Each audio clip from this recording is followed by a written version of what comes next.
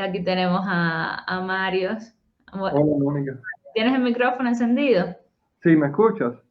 Sí, te escucho. Perfecto. Te escucho. ¿Ya? ¿Me escuchas tú a mí? Sí, yo te escucho, yo te escucho. Bueno, la idea de hoy es, una vez más, hablar sobre el caso de Fernando Becker, pero sobre todo del impacto que ha estado teniendo el reportaje y de cómo va a seguir la cobertura de este reportaje luego, con todas las denuncias que han ido apareciendo.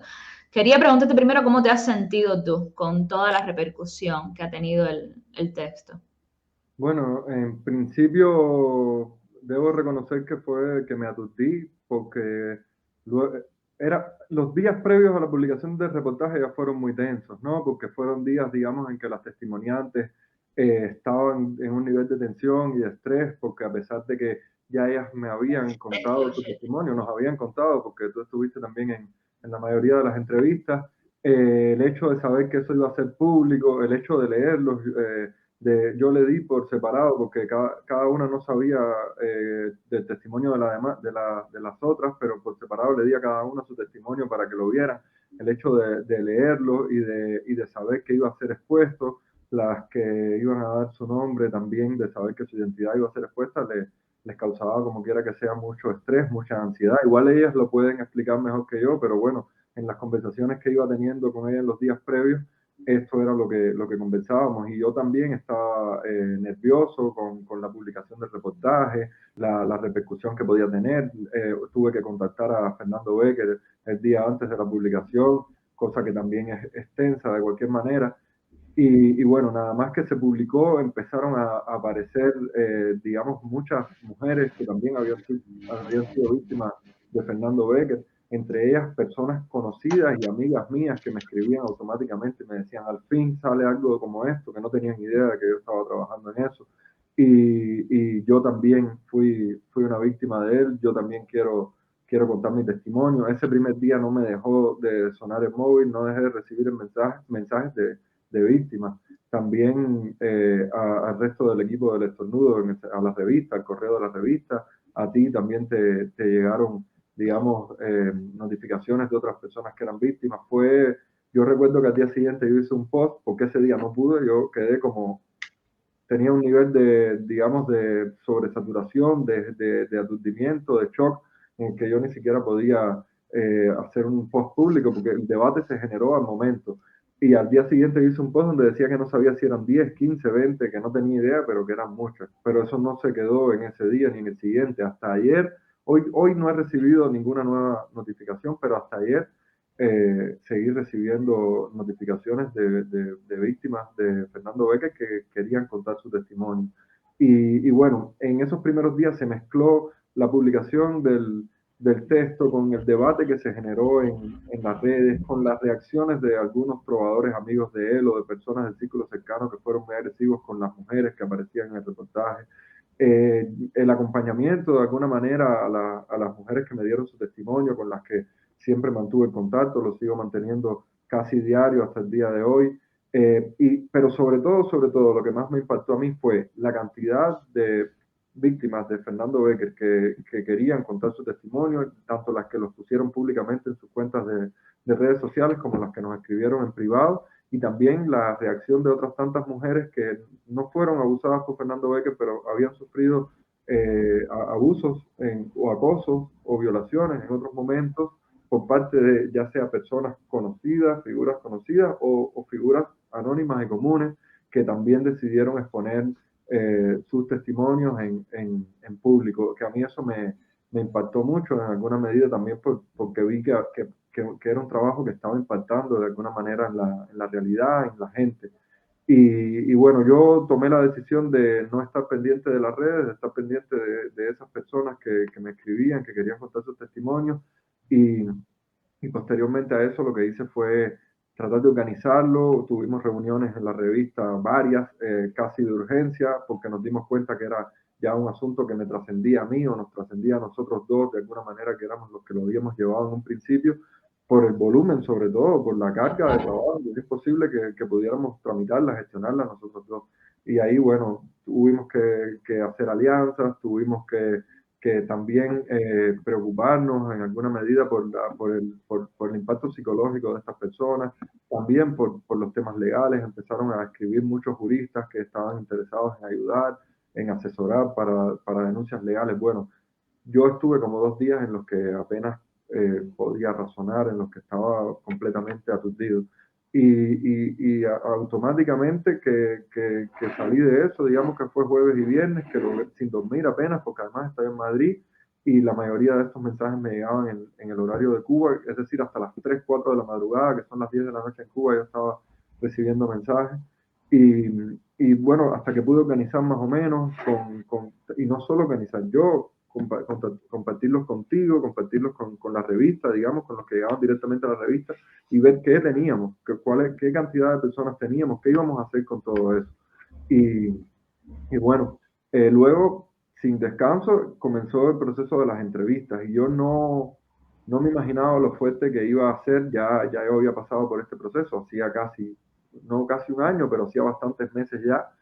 Y recuerdo que cuando hice la primera entrevista, claro, digamos, con todo el estado emocional que yo tenía después de todo, de lo que había representado la publicación de este trabajo, yo en algún momento dije, yo podré seguir haciendo entrevistas, es decir, yo estoy preparado para esto. Bueno, mi decisión en principio fue hacer todas las que podía. Sentía que tenía que, digamos que esas personas tenían que desahogarse, que tenían que hablar lo antes posible, porque muchas estaban pasando por momentos complejos y me hacían saber, y yo también lo sabía, en alguna manera lo intuía, que necesitaban, que no querían quedarse, digamos, una semana, 15 días, 20 días esperando con eso por dentro a que apareciera el periodista para escucharlas, ¿no? Entonces, en un principio traté de hacer todas las entrevistas posibles. Las personas que denunciaban estaban en todas partes del mundo, en zonas horarias completamente diferentes. Entonces todavía estoy en eso, todavía estamos en eso, porque no estoy haciéndolo yo solo, estamos haciéndolo, digamos, el equipo de la revista. Gestionando las zonas horarias, donde estás, poniéndonos de acuerdo. Bueno, fue impactante, y hasta el día de ayer estuve haciendo entrevistas. Hoy tuve que cogerme un descanso porque francamente estaba agotado, adolorido físicamente y también emocionalmente bastante agotado. Y nada, pero por suerte no estoy yo solo en esto. Por suerte tengo un grupo de personas, periodistas, y también alguna persona, digamos, jurista o psicólogo o especialista en temas de género, que nos van acompañando en todo este proceso y nos dan apoyo, que también es muy importante. Pero bueno, en eso estamos, intentando eh, escuchar a estos testimoniantes e intentando gestionar todo esto. También tomamos la decisión de no solo quedarnos con los testimonios de las personas que están en disposición de darlos, ya sea de manera anónima o de manera o con su nombre, sino que también queremos hacer una especie de registro de todos los abusos sexuales que podamos recoger, abusos, acosos que podamos recoger por parte en este caso en específico, y porque hay muchas personas que no quieren dar su testimonio, pero sí nos notifican que fueron abusadas. Curiosamente, debo decir que por cada una de las mujeres con las que yo hablo, con las que me cuentan su testimonio, que en un principio son con las que más, a las que he priorizado, digamos, de alguna manera, tienen una, dos, tres y en algunos casos hasta cuatro amigas que les contaron que también pasaron por esto. En algunos casos, ahora, después de 10 años, es que ellas se lo han contado a sus amigas y que se han enterado que sus amigas más cercanas, sus mejores amigas, también pasaron por esto. Lo que explica también que muchas veces las mujeres víctimas de este tipo de cosas no se sienten en el momento en la capacidad de hablarlo, no se sienten en el momento con la seguridad, digamos. Y eso se ve también en la reacción de muchas personas. Se ve en la reacción digamos, de las autoridades, en algunos casos policiales o jurídicas, que no tienen tal vez toda la preparación o todo el tacto para escuchar estos testimonios, para comprender la situación de fragilidad en la que se encuentran estas personas. Y, y bueno, para mí ha sido bastante fuerte, pero bueno, nada que no podamos enfrentar, porque de cualquier manera es mucho menos fuerte que para las personas que han sufrido este tipo de cosas. Yo afortunadamente creo y que no he sido víctima, esto no va de mí, pero bueno, de abuso, y creo que gracias a eso es que yo estoy pudiendo hacer este trabajo. Yo creo que si yo hubiera tenido algún trauma en ese sentido, que también le ocurre a los hombres, aunque tal vez en menor medida, yo no, tal vez yo no hubiera podido soportar, digamos, todo lo que implica escuchar todos estos testimonios, ver las reacciones, digamos, de las audiencias, porque cada una de estas mujeres con las que yo hablo, que lo han tramitado de maneras muy diferentes, que han tenido, digamos, consecuencias en su vida muy diferentes después de estos sucesos, cada una de ellas se estremece, cada una de ellas se emociona y cada una de ellas sufre, y yo lo noto cuando hablo con ellas, cuando me cuentan sus historias. ¿Hasta cuántos testimonios has compilado, has ya registrado hasta ahora en esta Yo, segunda fase? yo hasta ahora registrado ya, es decir, con la conversación y cerrada, digamos, tendré como unos 8 ya, a razón de 2 por día, sábado, domingo, lunes y martes, una cosa así, ahí es miércoles, hoy es miércoles, sí, Hoy es hoy es miércoles. miércoles, bueno, sí, a razón de 2 por día, más o menos. O sea que ya serían 13 casos de abusos sexuales, más los que quedan por documentar, o sea, las Yo, entrevistas que quedan por hacer. yo hice una lista primera con 28 contactos de personas que se pusieron en contacto conmigo, digamos 28 números de teléfono, pero de esos 28 entiendo que en todo este proceso probablemente alguna decida que prefiere ya no darlo, qué sé yo, hasta ahora no me ha pasado, pero lo entiendo si pasa, pero también sé que algunas no, es decir, tengo un contacto, pero sé que esa entrevista la hago a lo mejor con ella y otra amiga, porque en algunos casos lo sufrieron dos personas a la vez, ¿sabes? No siempre fue como aparece en este primer texto, personas que sufrieron los abusos de manera individual, porque ya lo he conversado con algunas sin haber hecho la entrevista o, digamos, haber escuchado el testimonio, y me ha comentado que en su caso le sucedió con una amiga, que hasta ahora se ha mantenido el patrón de la consulta de alguna manera religiosa, y en algún caso él les ofreció, digamos, una consulta a dos personas a la vez y así. Y se mantienen también las circunstancias de vulnerabilidad de las víctimas de estar en momentos complicados de su vida, cualquier tipo de cosa similar. De las 8 entrevistas que he hecho, una sola me dice que no cree que estuviera en un momento especialmente vulnerable de su vida. Las otras 7 sí, y bueno, con detalles de por qué estaban en un momento vulnerable. Lo que más se repite es separaciones, rupturas amorosas, pero bueno, hay otro tipo también de vulnerabilidades que han aparecido. Sí, y yo por mi parte también tengo al menos identificados entre 4 y 5 casos de personas que me han escrito personalmente y ahora mismo estoy trabajando en uno que la muchacha sí hizo pública la historia, pero no contó exactamente qué fue lo que pasó, sencillamente dijo que ella había sido abusada y yo me acerqué a ella para entrevistarla y voy a hacer una nota en un primer lugar para Cibercuba, que va a contar también con los criterios de Eloy y una terapeuta. Y luego ese testimonio será también uno de los que quede recogido en el trabajo del estornudo y en este registro que estamos llevando adelante con el respaldo de especialistas de distintas disciplinas, ¿no? O sea que ya por lo pronto más de 30 víctimas. Más de 30. ¿Y en un periodo de qué tiempo? Bueno, según hasta ahora he podido recoger, el testimonio más antiguo que tengo es de 1999 y el más reciente de 2021, este año. Ahí hay 22 años de abuso. 22 años de abusos sexuales. Con, 22 años en total impunidad. exactamente.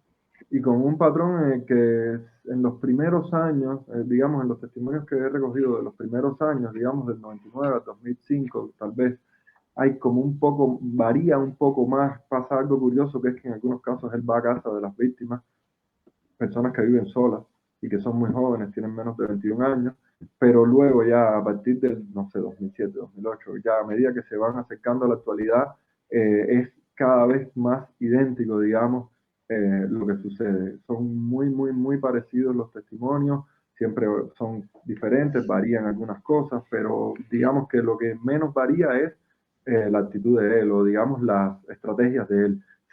Yo noto en esos testimonios como que se van de alguna manera homogenizando a medida que va pasando el tiempo. Es como que va puliendo su método de caza, ¿no? Porque al final es como exactamente, como un depredador y va cada vez más sofisticando su método, su mecanismo, a un punto de que las historias cada vez se repiten más. Imagino que él haya dicho, bueno, si me funcionó esto, pues yo lo sigo usando, porque me ha funcionado todo este tiempo. ¿Tú has sabido algo de las personas que han puesto denuncias formales en la policía? Por ejemplo, Elaine Vilar, ¿no? Que fue una de las que acusó a Fernando Becker en la policía. ¿Has tenido alguna noticia de otros casos que hayan hecho este paso, que hayan dado este paso?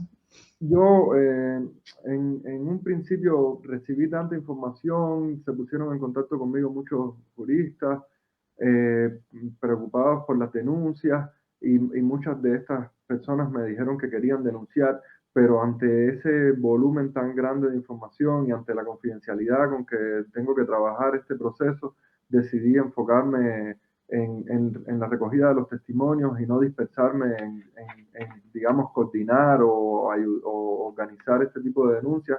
Eso lo ha quedado, digamos, en manos de cada una de las víctimas de estos abusos. También sé que se han puesto, que han tenido asesoría, tanto de juristas que por su cuenta han querido ayudarlas, como en el caso del AINE, sé que la FMC la ayudó. Yo hablé con el AINE el día antes de que pusiera la denuncia, si no me equivoco, o el mismo día que puso la denuncia.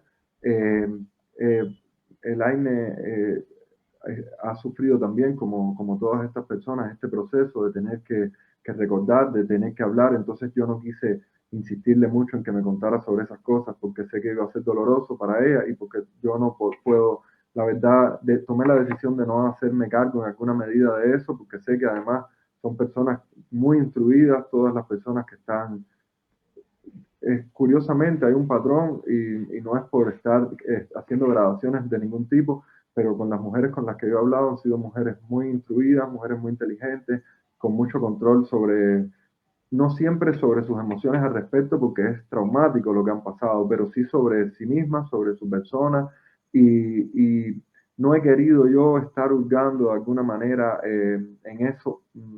No sé si es inexperiencia mía, no sé, pero he querido distanciarme un poco de ese tipo de procesos para enfocarme en el trabajo periodístico, en la recogida de los testimonios. También porque en el primer momento, en este primer texto que apareció, yo como fuimos tú y yo básicamente los únicos que conversamos con ellos, yo tenía mucho control sobre la privacidad de las víctimas, pero esta vez como muchos se han hecho públicos en redes y son tantas, he tratado de cerrarme a proteger la privacidad de ellas en un primer momento, confiar en que van a encontrar asesoría. Obviamente yo hablo con ellas, en muchos casos estoy al tanto de si están dispuestas a denunciar o no, pero no he podido por una cuestión también de tiempo en seguir, digamos, ese proceso judicial o ese proceso de denuncias. Me han llegado informaciones, pero tampoco quiero afirmar cosas de las que tendría que comprobar. Y también porque con la mayoría, digamos, de estas personas que han sufrido estos abusos y a las que ya yo he entrevistado, he mantenido un poco la comunicación. Entonces, no solo es hacer la entrevista en ese momento, sino seguir conversando con esa persona, que sienta que no soy un periodista que llega, que les pregunta y que se desaparece después, sino que estoy ahí para lo que necesiten y que las voy a acompañar no solo en este proceso, sino también después de publicado el texto hasta que sea necesario. Y Mario, bueno, porque sé que también tienes un compromiso ahora, ya para terminar y no robarte más tiempo, quería primero que me precisaras cuántos casos de menores de edad has identificado y segundo, qué has representado, qué desafíos has representado para ti como hombre cubrir un tema que es tan complicado como la violencia de género.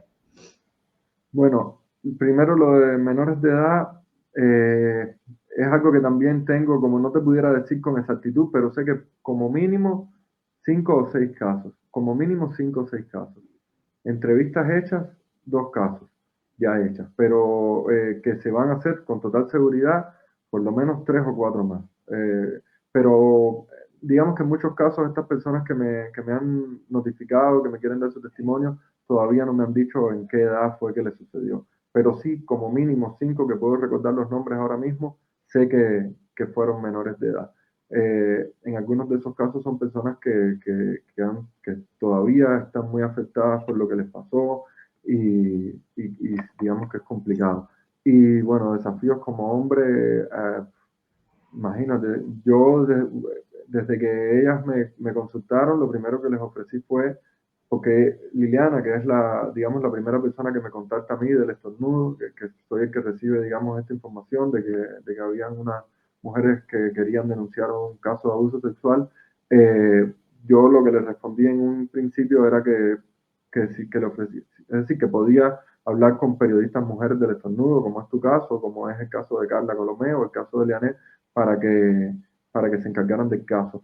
En alguna medida, tal vez porque Liliana me conocía, no éramos amigos, apenas nos conocíamos de vista cuando ella, porque yo era seguidor de la trova y Liliana era trovadora, y luego en las redes sociales éramos amigos en Facebook. Ella me dijo, mira, tal vez, y ahora yo pienso, igual esto es algo que tal vez sería Liliana la que lo pudiera explicar, ¿no? Pero tal vez que yo pienso que como nadie le había respondido a los lugares anteriores que ella había notificado, y yo le respondí positivamente, tal vez por eso confió en mí.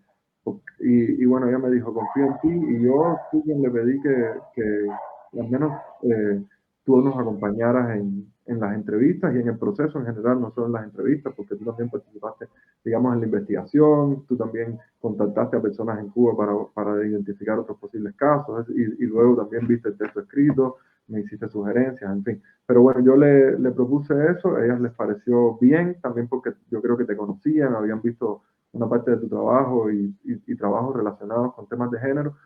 Y bueno, el primer desafío era ese, que yo como hombre, yo no, no sabía si yo estaba preparado para enfrentar eso, no sabía si ellas se iban a sentir bien. En este caso, en esas primeras entrevistas que hice contigo, yo recuerdo que dije, menos mal que está Mónica aquí conmigo, porque es muy duro lo que me están contando. Y a lo mejor yo no sé, yo no tenía todas las herramientas, qué sé yo.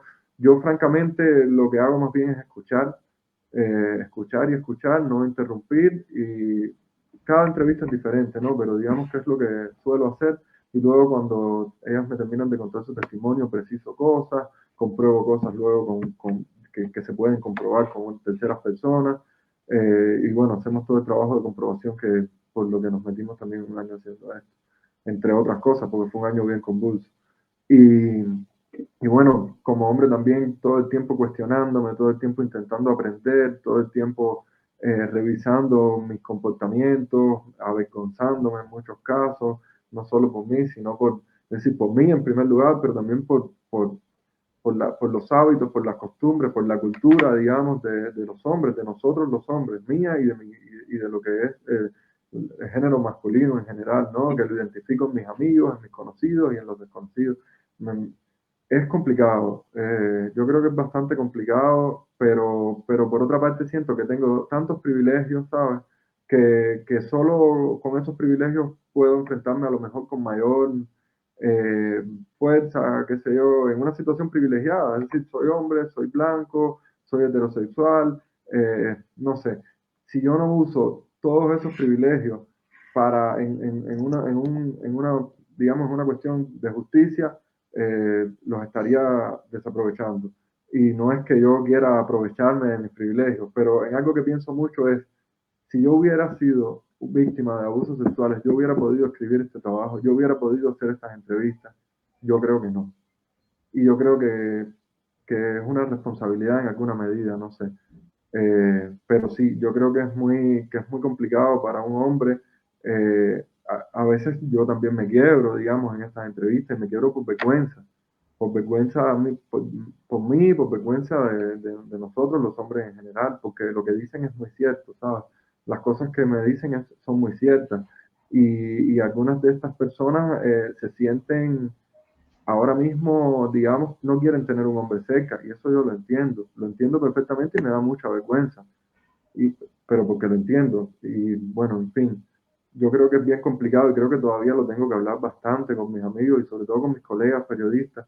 Todavía yo creo que, bueno, que esto es un proceso que no termina nunca, uno va a tener que estarse revisando toda la vida y también siento mucha vergüenza por actitudes mías del pasado, que afortunadamente no son de abusos sexuales, pero también son actitudes machistas que he tenido desde la adolescencia y que con las que he ido tratando de quitarme, pero que no son sencillas y no se quitan de un día para otro. Y, y bueno, en ese sentido es muy doloroso a veces ver cómo uno tiene, digamos, una cultura que es la cultura patriarcal, que es la cultura machista tan no sé, tan terrible, que hace mucho daño a la otra persona, pero que también me interesa, me gusta o me gustaría que los hombres entendieran que también nos hace mucho daño a nosotros, ¿sabes? Que también nosotros muchas veces somos infelices por esa necesidad de ser los más fuertes, de ser los más rápidos, de tener el control, de pretender que nuestra pareja o que las mujeres que nos rodeen estén bajo nuestro dominio, ¿sabes? Son cosas que nos hacen profundamente infelices y no nos damos cuenta en muchos casos, porque estamos atrapados por esa cultura de la que yo creo que solo vamos a poder ser verdaderamente felices el día que nos despojemos, si es posible.